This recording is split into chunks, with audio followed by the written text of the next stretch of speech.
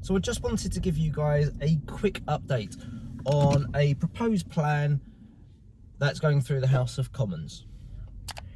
Boris Johnson has asked his senior MPs to help with the cost of living increase by taking some sort of action to lower our expenditure, which is obviously a nice thing. But this is where I think it's a bit interesting. The proposed plan is to make MOTs biannual, therefore saving the annual cost of an MOT for cars, motorbikes, vans or anything else that you are using. But this is where I think it's a bit of an interesting one, because I had my renewal for my VED last month and it was due to be paid at the beginning of this month. On my renewal letter it said that I had to pay £210, but when I had to pay it went up to £220 because of the increase through inflation. So I'm already paying an additional £20 for this year and next year. So I'm only saving effectively £30.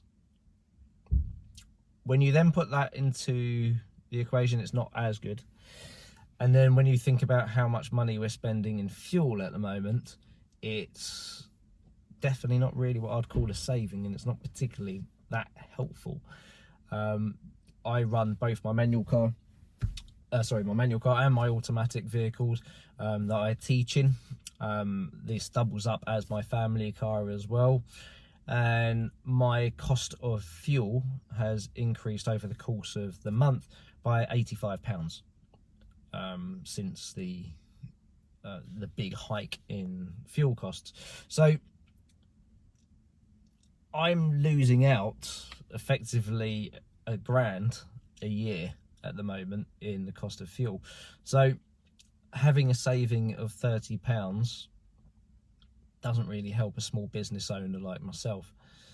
But I'd be interested to see what your views are, and also what you think about the safety implications when it comes to having MOTs only done biannually. I think with newer cars it's not really too much of an issue, my opinion, but with older cars, and I do like my old cars myself as well, there can be some safety issues there.